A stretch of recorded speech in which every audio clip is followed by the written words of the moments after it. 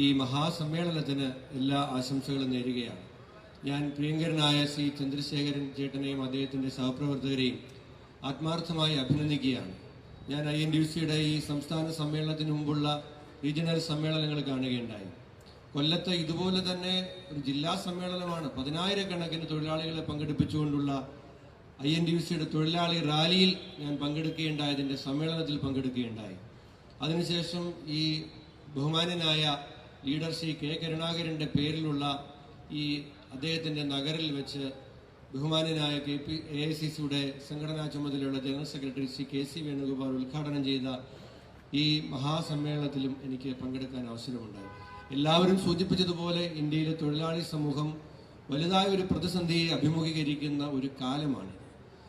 തൊഴിൽ നിയമങ്ങളെ ആകെ തകർക്കുന്ന മോദി അമിത്ഷാ ഫാസിസ്റ്റ് ഭരണകൂടത്തിനെതിരായിട്ടുള്ള രാജ്യത്തെ തൊഴിലാളികളുടെ മുന്നേറ്റത്തിന് ഇന്ത്യയിൽ നേതൃത്വം കൊടുക്കുന്നത് INTUC-ആണ്.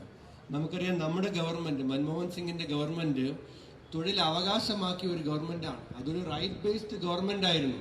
തൊഴിൽ അവകാശമാക്കി, ഇൻഫർമേഷൻ അവകാശമാക്കി, എഡ്യൂക്കേഷൻ അവകാശമാക്കി, അങ്ങനെ എല്ലാം അവകാശാധിഷ്ഠിതമായ ഒരു വികസന സങ്കല്പത്തെ മുന്നോട്ട് കൊണ്ടുപോയ നമ്മുടെ UPA ഗവൺമെന്റിൽ നിന്നും ആ തൊഴിൽ അവകാശങ്ങളെ മുഴുവൻ ഇല്ലാതാക്കുന്ന ഒരു ഫാസിസ്റ്റ് ഭരണകൂടത്തെ നമ്മൾ അനുഭവിച്ചുകൊണ്ടിരിക്കുകയാണ്.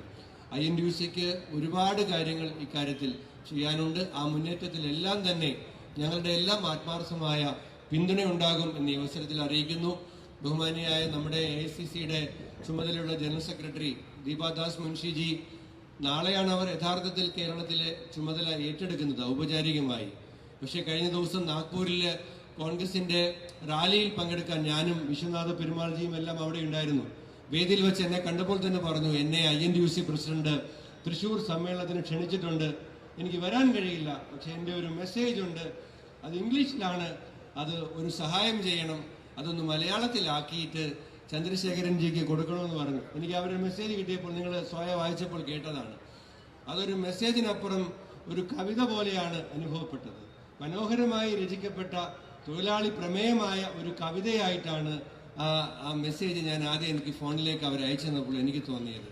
അത് അവരോടുള്ള പ്രത്യേകമായ നന്ദി കൂടി അവസരത്തിൽ, ഒരുപക്ഷെ ദാസ് മുൻഷിയുടെയൊക്കെ വലിയ പോരാട്ടത്തെ അടുത്തു നിന്ന് കണ്ട ഒരു രാഷ്ട്രീയ ജീവിതമായതുകൊണ്ടാകാം, ബംഗാളിൻ്റെയും കേരളത്തിൻ്റെയും ഒക്കെ രാഷ്ട്രീയ സാഹചര്യം സമാനമായതിൻ്റെ അനുഭവത്തിൻ്റെ ആ തീച്ചൂലയിൽ നിന്നും വന്ന വാക്കുകളായതുകൊണ്ടാകാം. എന്തായാലും മാഡത്തോടുള്ള പ്രത്യേകമായ നന്ദി ഈ അവസരത്തിൽ അറിയിച്ചുകൊണ്ട് ഈ മഹാറാലിക്കും സമ്മേളനത്തിനും INTUC മുന്നോട്ട് വയ്ക്കുന്ന തൊഴിലാളി മുന്നേറ്റങ്ങൾക്കും ഞങ്ങളുടെ എല്ലാ അഭിവാദ്യങ്ങൾ അർപ്പിച്ചുകൊണ്ട് ഞാൻ എൻ്റെ വാക്കുകൾ അവസാനിപ്പിക്കുന്നു. നമസ്കാരം, ജയ് ഹിന്ദ്.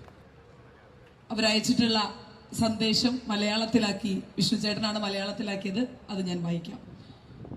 ഏറെ പ്രിയപ്പെട്ട സഹപ്രവർത്തകരെ, INTUC സുഹൃത്തുക്കളെ, ലക്ഷോപലക്ഷം തൊഴിലാളി സഹോദരങ്ങളെ, ഈ മുന്നേറ്റത്തിന് ചാലകശക്തിയായ തൊഴിലാളികളെ, കേരളത്തിന്റെ പ്രകൃതി ഭംഗിയുടെ തിളക്കം പോലെ പണിയെടുക്കുന്ന എല്ലാ കൈകളും ഉന്നതിയിലേക്ക് നയിക്കപ്പെടുന്ന, ഭാവിയുടെ വാഗ്ദാനമായി മാറുന്ന കേരളത്തിലെ സാമൂഹ്യ നീതിക്ക് വേണ്ടിയുള്ള ഈ പ്രോജ്വല മുന്നേറ്റത്തിൽ ഞാനും അഭിമാനിക്കുന്നു. വർഷങ്ങളുടെ അധ്വാനത്തിന്റെ ബലമുള്ള, അന്യായമായ നയങ്ങൾ കൊണ്ട് മുറിവേറ്റ, നല്ല നാളെയെ പറ്റിയുള്ള അചഞ്ചലമായ പ്രതീക്ഷകൾ മുഴങ്ങുന്ന നിങ്ങളുടെ ശബ്ദത്തിന്റെ പ്രകമ്പനം ഞാൻ കേൾക്കുന്നു.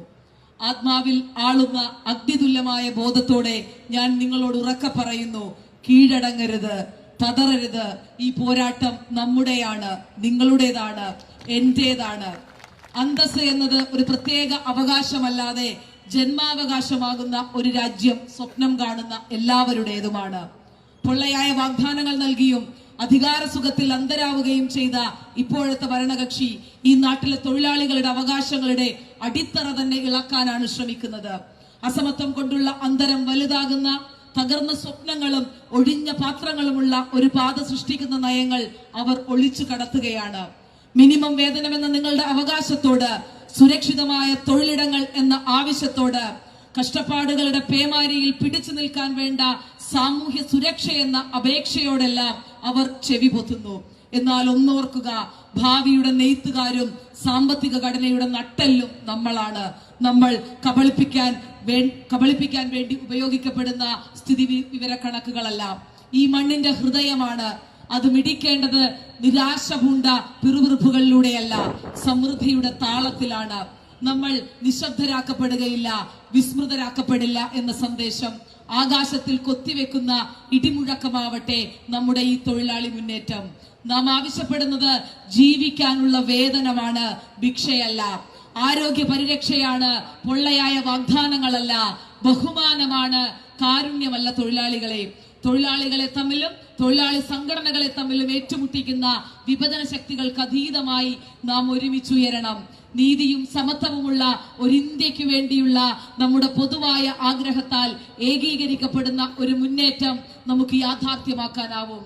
നമ്മുടെ വൈവിധ്യപൂർണമായ പോരാട്ടങ്ങളുടെ നൂലിൽ കോർത്തുണ്ടാക്കിയ ഒരു ചിത്രകമ്പളം പോലെ സുന്ദരമാകുമതെന്ന് ഞാൻ വിശ്വസിക്കുന്നു. ഓർക്കുക, ദാരിദ്ര്യം ഒരു പാരമ്പര്യ സ്വത്തല്ല, ചൂഷണത്തിന്റെ അഗ്നിയിൽ ഉരുക്കിയെടുത്ത ആയുധമാണ്. സുസ്ഥിര വികസനം ഔദാര്യമല്ല, ജനങ്ങളെ വിലമതിക്കുന്ന രാജ്യത്തിന്റെ ആധാരശിലയാണ്.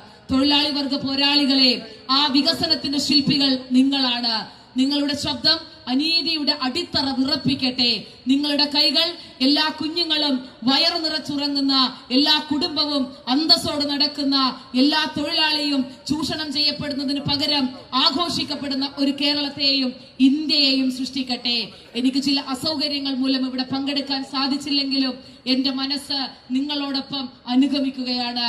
കണ്ണുകളിൽ നീതിയുടെ തീയായി, ഹൃദയങ്ങളിൽ ഒരു തിളക്കമുള്ള ഭാവിയെ കുറിച്ചുള്ള അചഞ്ചലമായ വിശ്വാസവുമായി സുധീരം മുന്നോട്ട് ചലിക്കൂ. ഭാവി നമ്മുടേതാണ്.